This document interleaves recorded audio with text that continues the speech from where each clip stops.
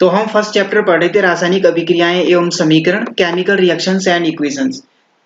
ठीक है, इसमें मैं आपको टाइप्स ऑफ केमिकल रिएक्शंस बता रहा था और इसमें मैंने आपको मैंने कहा था इस चैप्टर के अंदर 4 प्रकार की रासायनिक अभिक्रिया पढ़ेंगी। 2 मैं ऑलरेडी डिस्कस कर चुका हूं। आज हम पढ़ेंगे विस्थापन अभिक्रिया, डिस्प्लेसमेंट रिएक्शन। कल इस स्लाइड में थोड़ा एक मिस्टेक हो गई थी, मैंने ये डिकम्पोजिशन ऊपर का नीचे लिख दिया था। ठीक है, बाकी यहाँ तो सही था। तो आज हम पढ़ेंगे विस्थापन अभिक्रिया और इसके बाद विस्थापन अभिक्रिया। विस्थापन अभिक्रिया यानी कि डिस्प्लेसमेंट रिएक्शन। तो इस डिस्प्लेसमेंट रिएक्शन की जो ये डेफिनेशन यहाँ पे लिखी हुई है, इसको समझने के लिए मैंने एक रफली एक इक्वेशन बनाई है यहाँ पे। तो इसके आधार पे हम इसको समझेंगे। तो सबसे पहले मैंने एक एलिमेंट ए लिया हुआ है और दूसरा कंपाउंड लिया हुआ है, एक BCO ऐसी कोई कंपाउंड ले लिया मैंने केवल समझाने के लिए। ठीक है, और रिएक्शन हो रही है, ये रिएक्टेंट है और प्रोडक्ट में आप देख रहे हैं हमारे पास 2 प्रोडक्ट मिल रहे हैं, ACO और B। तो यहाँ पर क्या हो रहा है कि ये एक एलिमेंट ए है और ये एक प्रोडक्ट है BCO। ठीक है, ए एक कंपाउंड है BCO, ऐसे ही ले रखा है मैंने। तो इसमें हुआ क्या कि रिएक्शन में आप देख रहे हैं कि जो ये A है ये इस B की जगह पे आ गया है और B यहाँ से हट गया है। देखो ये B यहाँ से हट गया है और ये A इसकी जगह पे आ गया है। तो अभिक्रिया के फलस्वरूप हमें इस तरह का कंपाउंड मिलता है। तो क्या हो गया, ये जब कोई तत्व दूसरे तत्व को, ये एक एलिमेंट है, एक तत्व है, दूसरे तत्व को, ये तत्व B को उसके यौगिक से, ये कंपाउंड है B का कंपाउंड, ये पूरा एक कंपाउंड है जो इसमें से इस तत्व को इसके इस कंपाउंड से विस्थापित कर देता है, हटा देता है, तो इसे विस्थापन अभिक्रिया कहते हैं। ठीक है, ऐसा क्यों होता है? क्योंकि जो ये A होगा ये हाईली रिएक्टिव होगा और जो ये B होगा ये लेस रिएक्टिव होगा। तो जब मैं इन दोनों की रिएक्शन कराऊंगा तो ये हाईली रिएक्टिव है, इसलिए इस कंपाउंड से ये इसको विस्थापित कर देगा और स्वयं अपनी इसकी जगह पे आ जाएगा। जैसे कि यहाँ पे आप देख रहे हैं ये रिएक्शन, इसमें आयरन है और कॉपर सल्फेट का विलयन है। तो यहाँ पर क्या हो रहा है कि रिएक्शन में FeSO4 प्लस कॉपर बन रही है, तो आयरन सल्फेट, ठीक है, का एक्वस सॉल्यूशन, ये एक्वस सॉल्यूशन है। तो जब इस आयरन को इस कॉपर सल्फेट के विलयन में डाला तो ये कॉपर क्या है, लेस रिएक्टिव है, ये हाईली रिएक्टिव है। तो जब इसको इसमें डाला, इसने कॉपर सल्फेट के विलयन से कॉपर को हटा दिया और स्वयं आयरन इस कॉपर की जगह पे आ गया है। क्यों हुआ? क्योंकि आयरन कॉपर से ज्यादा रिएक्टिव है, इसलिए। ठीक है, चलो आगे समझते हैं इस अभिक्रिया को और अच्छे से। इसको समझने के लिए हम एक एक्टिविटी करेंगे, हमारी बुक में दी हुई है एक्टिविटी 1.9। सबसे पहले मैंने क्या किया, लोहे की 3 कीलें ली, 3 कील ली, ठीक है, 3 आयरन नील ली, तीनों को मैंने रैगमाल से अच्छे से साफ कर दिया। फिर मैंने ली 2 टेस्ट ट्यूब, एक टेस्ट ट्यूब ये है और दूसरी टेस्ट ट्यूब ये वाली है। ठीक है, 2 टेस्ट ट्यूब ली और एक स्टैंड लिया। तो मैंने सबसे पहले क्या किया, लोहे की कीलों को रैगमाल से साफ करके अलग कर दिया।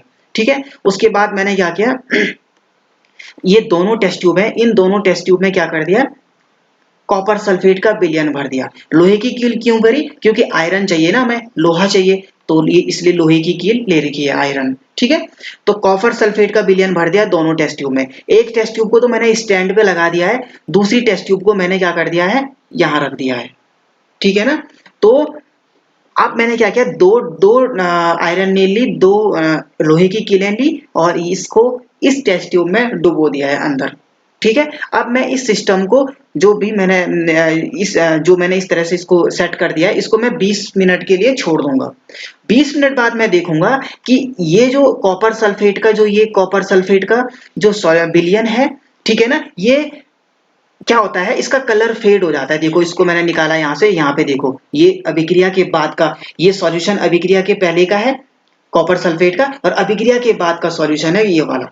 तो पहले तो नीला है और बाद में कलर फेड हो जाता है। और साथ में जो ये लोहे की कील है, पहले तो ऐसी थी, देखो लोहे की कील जो पहले ऐसे थी और कॉपर सल्फेट के विलयन से बाहर निकालने के बाद इसका कलर चेंज हो जाता है, ये ब्राउन कलर की हो जाती है, भूरे रंग की हो जाती है।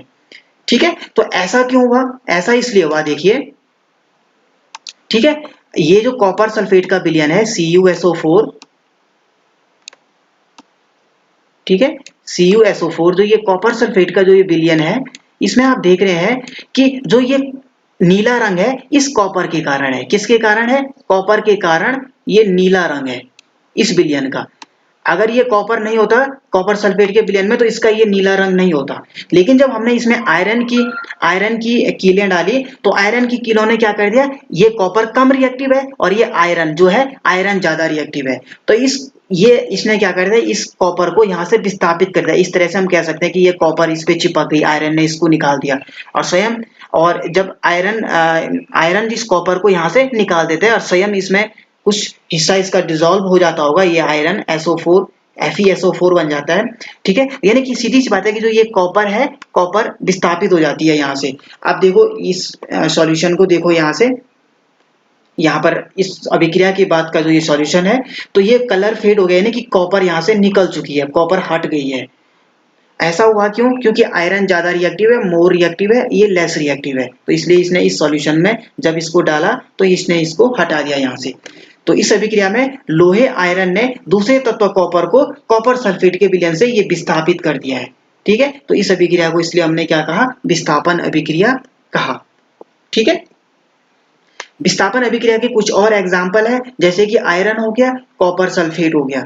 तो आयरन को देखो यहाँ पर सॉरी जिंक है और कॉपर सल्फेट है, ये सॉलिड फॉर्म है, ये एक्वा सॉल्यूशन है। जब मैंने जिंक को कॉपर सल्फेट के विलयन में डाला तो जिंक कॉपर की जगह पे आ गया, क्योंकि जिंक हाईली रिएक्टिव है और कॉपर लेस रिएक्टिव है, तो कॉपर हट गई है, जिंक कॉपर सल्फेट के विलयन के साथ अभिक्रिया करता है। ठीक है, फिर लेड और कॉपर क्लोराइड है, और यहाँ पर भी ऐसे होता है, लेड क्या कर देता है, कॉपर को विस्थापित कर देता है, डिस्प्लेस कर देता है एक तरह से, ये कॉपर हट जाती है यहाँ से, डिस्प्लेस हो जाता है इसका। और फिर देखो इस तरह से यहाँ पे क्या हो रहा है, लेड और जो जिंक है, जिंक और लेड कॉपर की अपेक्षा अधिक क्रियाशील है, इसकी अपेक्षा अधिक क्रियाशील तत्व है, और वे कॉपर को यौगिक से, उसके यौगिक से, इस कंपाउंड से ये इसको विस्थापित कर देती है। तो आज हमने पढ़ा विस्थापन अभिक्रिया, कल हम पढ़ेंगे द्विविस्थापन अभिक्रिया, डबल डिस्प्लेसमेंट रिएक्शन।